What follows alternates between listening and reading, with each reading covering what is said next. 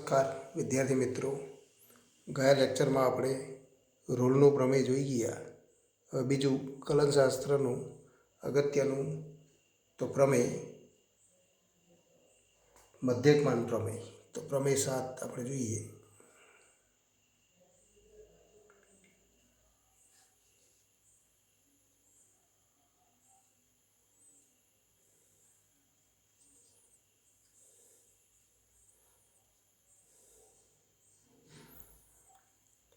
F A close interval AB પર વ્યાખ્યાયિત વાસ્તવિક વિધેય હોય. તો કે એફ એ AB થી R નું વિધેય હોય.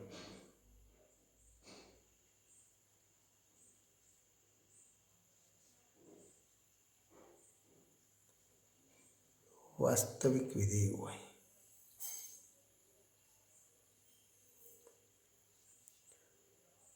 તથા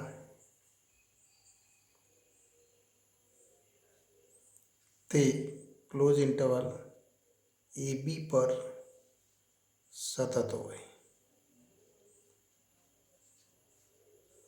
અને ઓપન ઇન્ટરવલ AB પર વિકલનીય હોય. તો આપણે કહી શકીએ આ બે શરતનું પાલન થાય. કઈ બે શરત? તો ક્લોઝ ઇન્ટરવલ AB પર વ્યાખ્યાયિત વિધેય માટે તો એ ક્લોઝ ઇન્ટરવલ AB પર સતત વિધેય હોય, ઓપન ઇન્ટરવલ AB પર વિકલનીય વિધેય હોય. તો આપણે કહી શકીએ કોઈક C belongs to open interval AB માટે C belongs to open interval AB માટે f' C equal to FB minus FA upon B minus A થાય. તો આ મધ્યકમાન પ્રમેય. મધ્યકમાન પ્રમેયનું ભૌમિતિક અર્થ તો આપણે જોઈએ. ભૌમિતિક અર્થ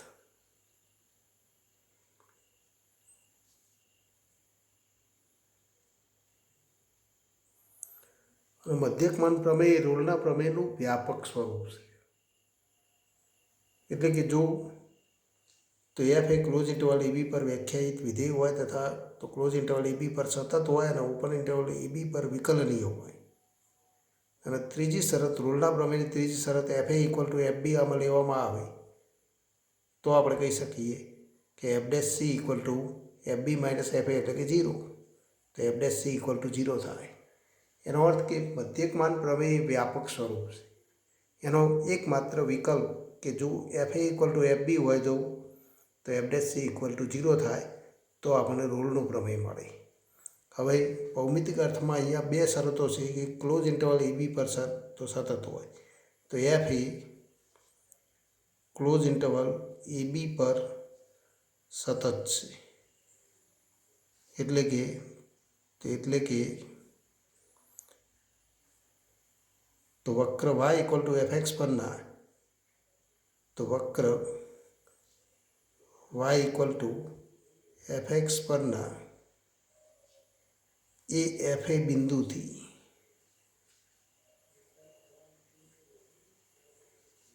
BFB સુધી આ બિંદુ સુધી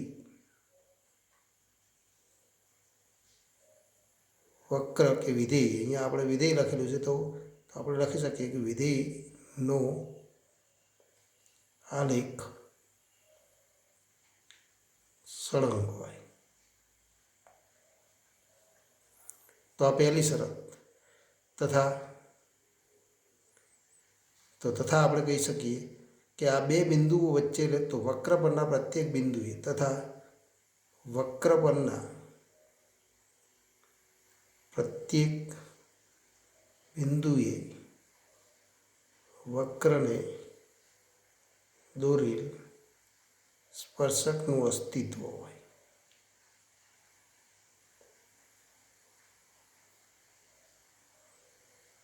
એટલે કે વક્ર પરના પ્રત્યેક બિંદુ A થી B વચ્ચેના પ્રત્યેક બિંદુ માટે તો સ્પર્શકનું અસ્તિત્વ હોય. તો આપણે કહી શકીએ તો આ વિધેય પર વિધેયના આલેખ પર અથવા વિધેય પર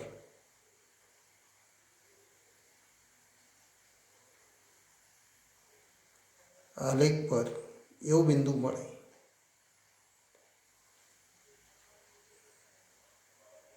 એવું બિંદુ CFC મળે કે જે બિંદુએ તો એવું બિંદુ CFC મળે કે જેના માટે f'(c)નું મૂલ્ય FB - FA/B - A બરાબર થાય. પણ f'(c) એનો અર્થ કે CFC આગળ વક્રને દોરેલો સ્પર્શક. તો આપણે કહી શકીએ કે આ તો બિંદુ મળે કે જે બિંદુએ વક્રને દોરેલો સ્પર્શક. તો વક્રને દોરેલ સ્પર્શકનો ઢાળ, તો વક્રને દોરેલ સ્પર્શકનો ઢાળ આ બિંદુ એને આપણે A વડે દર્શાવીએ, આ બિંદુને B વડે દર્શાવીએ તો આપણે કહી શકીએ તો સ્પર્શકનો ઢાળ A અને B બિંદુને જોડતી રેખાને તો સમાંતર હોય. તો સ્પર્શકનો ઢાળ એ તો અહીંયા આપણે કહી શકીએ કે FB - FA/B - A. તો આ બે બિંદુઓ માટે એના વાયયામનો તફાવત અને એ જ ક્રમમાં એક્સયામના તફાવતનો ગુણોત્તર છે. એ તો AB તો રેખાનો ઢાળ દર્શાવે માટે આપણે કહી શકીએ કે વક્રને દોરેલો સ્પર્શકનો ઢાળ એ AB ને સમાંતર હોય.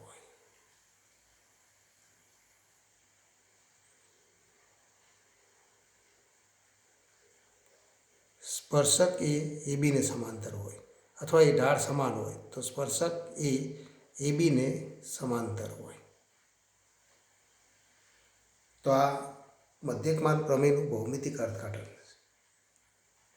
તો મધ્યકમાન પ્રમેયનું ભૌમિતિક અર્થઘટન છે. અને તો જ્યારે પણ આપણને તો કોઈ વિધેય માટે રોલનો પ્રમેય ચકાસવું અથવા મધ્યકમાન પ્રમેય ચકાસવું એમ આપણને આપેલું હોય ત્યારે આપણે તો રોલના પ્રમેયની ત્રણેય શરતોનું પાલન થાય છે કેમ તો એની ચકાસણી સૌ પ્રથમ કરવાની.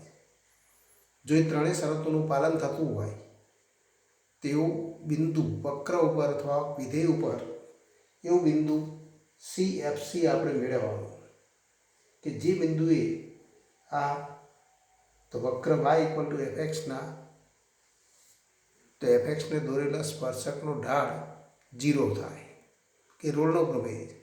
અને મધ્યકમાન પ્રમેય માટે બે શરતોનું પાલન કરવાનું છે. એક તો ક્લોઝ ઇન્ટરવલ AB પર તો એ સતત હોવું જોઈએ, ઓપન ઇન્ટરવલ AB પર તો વિકલનીય હોવું જોઈએ. જો આ બે શરતનું પાલન કરતું કોઈ વક્ર આપણે આપેલું હોય તો એ વક્ર ઉપર તો એવું બિંદુ CFC મેળવો કે જેના માટે f'(c) = FB - FA/B - A થાય, જ્યાં તો C belongs to open interval AB હોવું જોઈએ.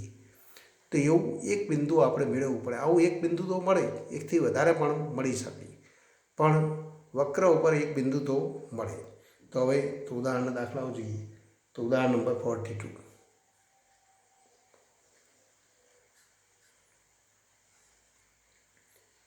A = -2 અને B = 2 હોય તો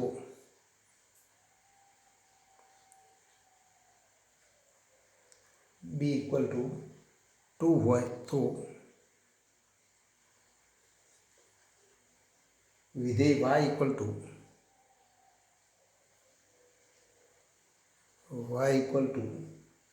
x² + 2 માટે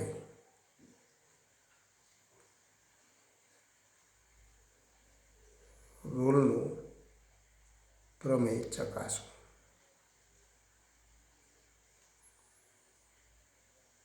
તો અહીં આન્સર આપણે લખીએ કે અહીંયા આપણને A અને B ની કિંમત આપેલી છે. તો અહીંયા આપણે કહી શકીએ કે અહીં વિધેય અથવા વક્ર તો વિધેય y = x² + 2 તો દ્વિઘાત વિધેય છે. તો એ ક્લોઝ ઇન્ટરવલ -2 થી 2 માં સતત છે, કારણ કે આ બહુપદી વિધેય અને બહુપદી વિધેય એ R માં સતત છે. તો બહુપદી વિધેય હોવાથી સતત છે એ આપણે જાણીએ. તથા આપણે કહી શકીએ એનું વિકલન પણ તો અસ્તિત્વ ધરાવે છે. તથા આપણે કહી શકીએ તથા ઓપન ઇન્ટરવલ -2 થી 2 માં વિકલની વિધેય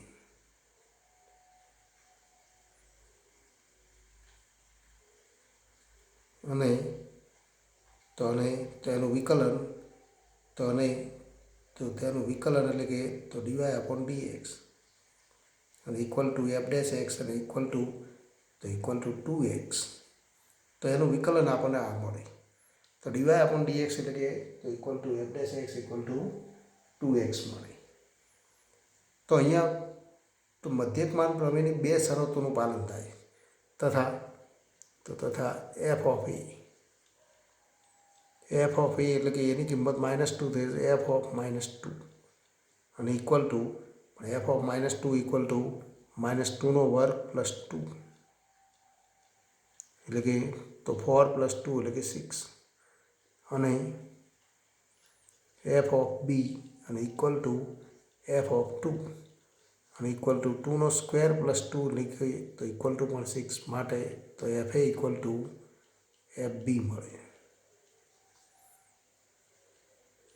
આમ આપણે કહી શકીએ માટે તો રૂલના પ્રમેયની ત્રણેય શરતોનું પાલન થાય છે. માટે તો રૂલના પ્રમેયથી આપણે કહી શકીએ કે પ્રમેયથી તો એવું તો ઘટક C belongs to open interval A B મળે કે જેથી F dash C equal to 0 થાય. પણ F dash C equal to 0 એટલે કે પણ F dash x equal to 2 તો 2x માટે તો F dash C equal to 2c equal to 0 માટે c ઇક્વલ ટુ 0 અને તથા તો 0 બિલોંગ્સ ટુ તો ઓપન ઇન્ટરવલ તો -2 2. તો આ તો 0 એ આ તો અંતરાલનો ઘટક છે. માટે તો c ઇક્વલ ટુ 0 એ માગેલ કિંમત છે. માટે તો c ઇક્વલ ટુ 0 એ માગેલ કિંમત છે.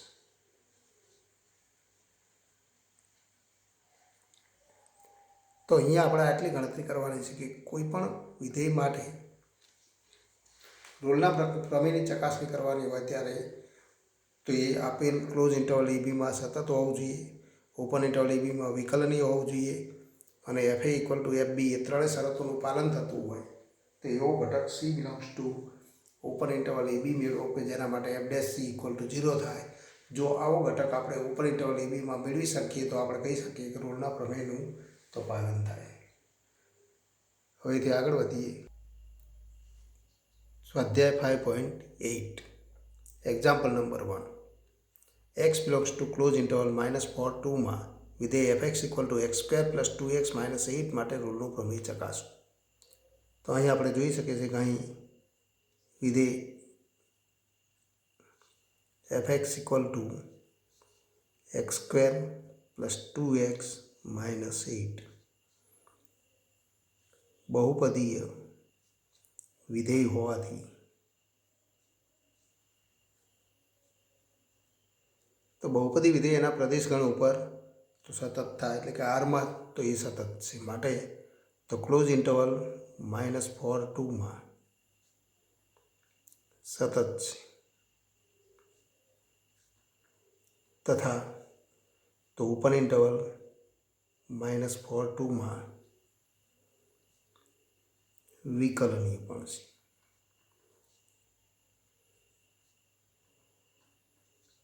તથા f dash x equal to તો તથા વિકલન પણ આપણે મેળવી દઈએ. F dash x equal to 2x + 2 તથા એફ ઓફ એ અને ઇક્વલ ટુ તો એફ ઓફ -4 અને ઇક્વલ ટુ -4 નો સ્ક્વેર પ્લસ 2 ઇન્ટુ -4 -8 અને ઇક્વલ ટુ 16 - 8 -8 અને ઇક્વલ ટુ 0 અને f of b equal to તો એફ ઓફ 2 અને ઇક્વલ ટુ તો 2 નો સ્ક્વેર એટલે કે 4 પ્લસ 2 ઇન્ટુ 2 તો 4 -8 અને ઇક્વલ ટુ 8 - 8 એટલે કે 0. આમ f A equal to F b મળે.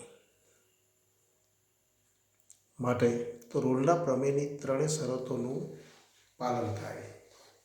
માટે આપણે કહી શકીએ રોલના પ્રમેયથી રોલના પ્રમેયથી આપણે કહી શકીએ કે રોલના પ્રમેયથી અથવા આ વિધેય ઉપર રોલનું પ્રમેય લાગુ પાડી શકાય એમ પણ કહી શકાય. તો રોલના પ્રમેયથી તો એવો ઘટક તો એવો C belongs to open interval A B એટલે કે ઓપન ઇન્ટરવલ -4 2 મળે કે જેથી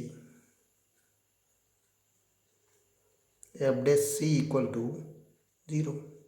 પણ F dash C equal to 0 તો ઇમ્પ્લાઇઝ તો F dash x equal to 0 લખો તો પણ વાંધો નથી, એક્સની કિંમત મળે, પણ એને આપણે ઘટક સી તરીકે લઈશું. તો F dash C equal to 0 થાય એવો ઘટક તો 2x + 2 ઇક્વલ ટુ 0 માટે તો ઇમ્પ્લાઇઝ 2x ઇક્વલ ટુ -2 અને માટે x ઇક્વલ ટુ -1 તથા -1 તો બિલોંગ્સ ટુ ઓપન ઇન્ટરવલ -4 2 તો આ તો x ઇક્વલ ટુ -1 અને -1 તો બિલોંગ્સ ટુ -4 તો 2 તો ઓપન ઇન્ટરવલ -4 2 અને માટે આપણે કહી શકીએ માટે તો સીની કિંમત એફ ડેશ સી લખેલું છે તો આપણે સી લખીએ 2c + 2 તો એના આપણે સી તરીકે દર્શાવીએ તો સીની કિંમત -1 મળે બિલોંગ્સ ટુ -4 તો 2 માટે તો સી ઇક્વલ ટુ -1 એ માગેલ કિંમત છે.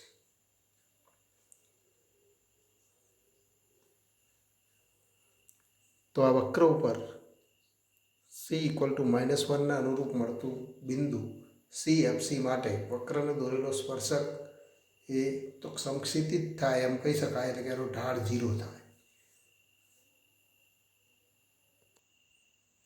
તેથી આગળ વધીએ. Example number 2. ચકાસો કે નીચેના વિધેય માટે રોલનું પ્રમેય લાગુ પાડી શકાય કે નહીં. આ ઉદાહરણ પરથી રોલના પ્રમેય વિશે શું કહી શકશું? એમાં પહેલું ઉદાહરણ આપેલું છે એફ એક્સ ઇક્વલ ટુ તો મહત્તમ પૂર્ણાંક વિધેય x belongs to close interval 5 9. તો અહીં આપણે કહી શકીએ કે અહીં એફ એક્સ ઇક્વલ ટુ પૂર્ણાંક એક્સ આપણે જાણીએ છીએ કે તો અહીં એફ એક્સ ઇક્વલ ટુ પૂર્ણાંક એક્સ એ ક્લોઝ ઇન્ટરવલ 5 9માં સતત નથી, કારણ કે પ્રત્યેક પૂર્ણાંક ઘટકો આગળ એ અસતત છે. 5 થી 9માં એનો આલેખ દોરીએ તો એ આલેખ સળંગ હોઈ શકે નહીં. તો કયા ઘટક? તો અહીંયા આપણે કહી શકીએ કે અહીં તો એક્સ ઇક્વલ ટુ 6 માટે સતત નથી, કારણ કે આપણે લખી શકીએ કારણ કે એફ ઓફ 6 ઇક્વલ ટુ આપણે ઘટક એ કહીએ એ ઇક્વલ ટુ 6 માટે સતત નથી, કારણ કે એફ 6 ઇક્વલ ટુ અથવા અહીંયા આપણે તો બીજો કોઈ એ બી અને સી ઘટક લઈએ કે ડી કહીએ, ડી ઇક્વલ ટુ 6 માટે સતત નથી. તો એફ 6 ઇક્વલ ટુ પૂર્ણાંક 6 અને ઇક્વલ ટુ 6 મળે તથા limit X tends to 6 plus F X અને equal to limit X tends to 6 plus પૂર્ણાંક X, F x equal to તો પૂર્ણાંક એક્સ તો equal to limit X tends to 6 plus પણ એક્સ ટેન્સ ટુ 6 પ્લસ એનો અર્થ કે તો એક્સ ટેન્સ ટુ 6 પ્લસ એનો અર્થ કે implies X greater than 6. X એ 6 કરતાં મોટું છે તો માટે આપણે કહી શકીએ કે 7 કરતાં નાનું લઈ શકાય, તો 6 less than x less than 7. તો એક્સ એ 6 અને 7ની વચ્ચે અને માટે તો પૂર્ણાંક એક્સ ઇક્વલ ટુ તો 6 મળે. તો માટે આપણે લખી શકીએ ઇક્વલ ટુ 6. એના માટે કારણ આપણે દર્શાવી લઈશું તો ઇક્વલ ટુ 6 મળે તથા લિમિટ એક્સ ટેન્સ ટુ તો limit X tends to 6 minus F X અને equal to limit X tends to 6 minus પૂર્ણાંક એક્સ અને equal to limit X tends to 6 minus પણ x ટેન્સ ટુ 6 માઇનસ, તો એના કારણ તો લખીએ x ટેન્સ ટુ 6 માઇનસ, એનો અર્થ કે તો imply x less than 6. x એ 6 કરતાં નાનું, તો 6 કરતાં નાનું હોય તો 5 કરતાં મોટું લઈ શકાય, તો 5 less than x less than 6, અને માટે તો પૂર્ણાંક x ઇક્વલ ટુ તો 5 મળે, તો માટે તો 5 અને એનું તો લક્ષ તો 5 મળે, માટે આપણે કહી શકીએ માટે તો અહીં limit x tends to 6 plus fx is not equal to limit x tends to 6 minus fx, અને માટે તો f એ તો x તો a ઇક્વલ ટુ અહીંયા આપણે d લખેલું છે, તો d ઇક્વલ ટુ 6 માટે તો 6 આગળ સતત નથી, તથા 6 બિલોંગ્સ ટુ ક્લોઝ ઇન્ટરવલ 5, 9, માટે તો f એ તો ક્લોઝ ઇન્ટરવલ 5, 9માં સતત નથી. એનો અર્થ કે આ પૂર્ણાંક મહત્તમ પૂર્ણાંક વિધેય એ પ્રત્યેક પૂર્ણાંક ઘટકો આગળ સતત નથી, એટલે કે 6 આગળ સતત નથી, 7 આગળ સતત નથી, 8 આગળ પણ સતત નથી, તો એ આપણે જાણીએ છીએ, તથા વિકલનીય પણ નથી. તો અહીંયા રોલના પ્રમેયની પ્રથમ શરતનું પાલન થતું નથી. એ ઉપરાંત F A not equal to F B, F A અને એફ બી તો એ પણ સમાન નથી, તથા તો એ જ રીતે આપણે કહી શકીએ કે ઓપન ઇન્ટરવલ 5, 9માં એ વિકલની નથી. વિકલની હોય તો સતત થાય, પણ તો ક્લોઝ ઇન્ટરવલ 5, 9માં સતત નથી, માટે એફ એ ઓપન ઇન્ટરવલ 5, 9માં વિકલનીય પણ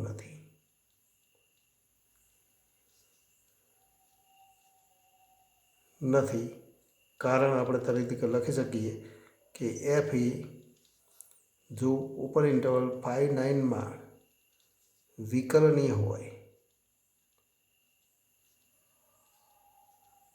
તો તે તો ઓપન ઇન્ટરવલ 5, 9માં સતત થાય,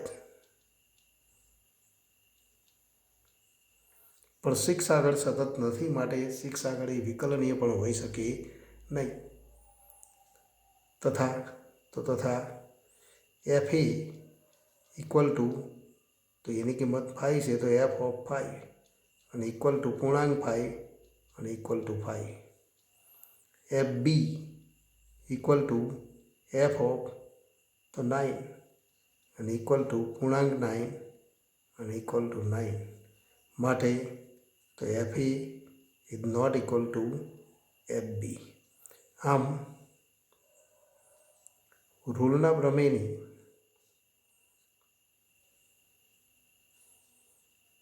એક પણ શરતનું પાલન ન થાય, એટલે કે વિધેય એફ એ રૂલના પ્રમેયની એક પણ શરતનું પાલન કરતું નથી, પરંતુ આપણે કહી શકીએ કે પરંતુ F dash C equal to 0 થાય તેવા અસંખ્ય ઘટકો મળે, એટલે કે વક્ર ઉપર અસંખ્ય બિંદુઓ મળે. કયા બિંદુઓ મળે? તો 5 થી 6 વચ્ચેના તમામ બિંદુઓ, એટલે કે ઓપન ઇન્ટરવલ 5, 6માં તો તમામ ઘટકો માટે તો F dash C equal to 0 થાય. 6 થી 7 વચ્ચેના તમામ ઘટકો, 7 થી 8 વચ્ચેના તમામ ઘટકો, એટલે કે તો તથા તો અસંખ્ય ઘટકો મળે. ઉદાહરણ તરીકે લખી શકીએ કે જો ડી બિલોંગ્સ ટુ, અથવા અહીંયા આપણે બીજો સંકેત લખીએ ઈ બિલોંગ્સ ટુ ઓપન ઇન્ટરવલ 5, 6, તો F dash E equal to 0 મળે.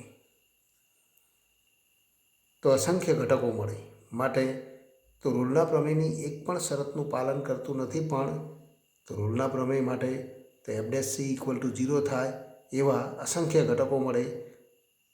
પ્રત્યેક C belongs to open interval 5-6 માટે F dash C equal to 0 થાય છે. એવા તો 6 થી 7 વચ્ચેના પણ બધા જ ઘટકો મળે. અને માટે આપણે કહી શકીએ કે આમ, તો આમ આપણે કહી શકીએ કે આમ રૂલના પ્રમેયની શરતો, રૂલનું પ્રમેય અથવા તો રૂલના પ્રમેયની શરતોનું પાલન કરતા વિધેય માટે F dash C equal to 0 થાય એવો ઘટક સી આપણને તો મળે, પરંતુ તો રૂલના પ્રમેયનું પ્રતિવિધાન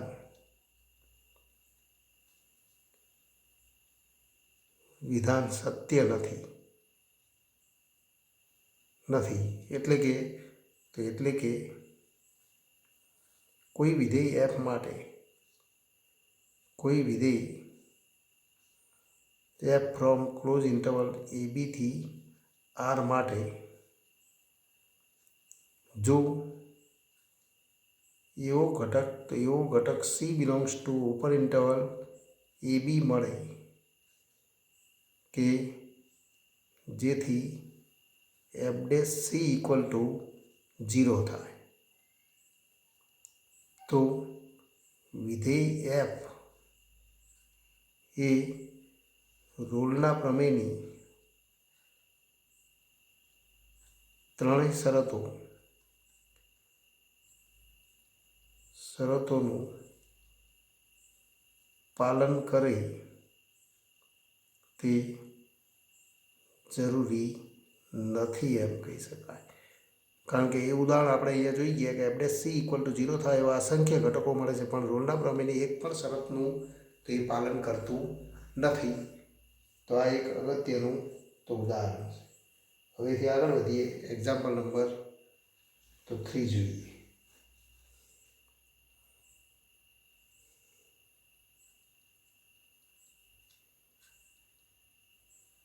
F from close interval -5 to 5 થી આરનું વિધેય વિકલનીય વિધેય હોય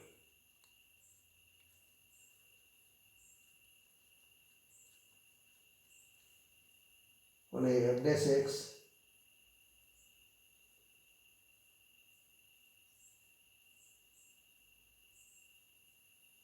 તો ક્યાંય શૂન્ય ના બને,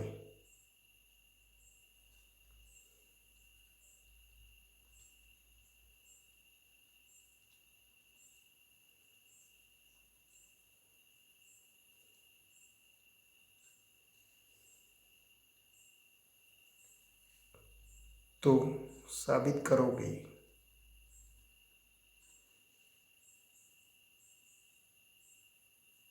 f of -5 is not equal to f of 5.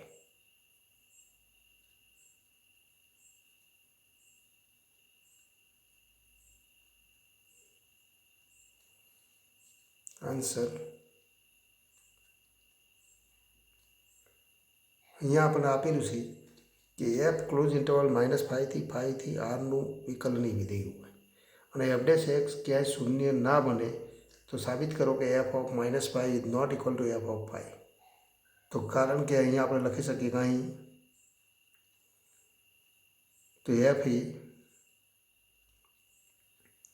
Close interval -5 to 5 માં વિકલનીય હોવાથી સતત છે. તો વિકલનીય હોવાથી આ અંતરાલમાં સતત થાય તથા ઓપન ઇન્ટરવલ -5 to 5 માં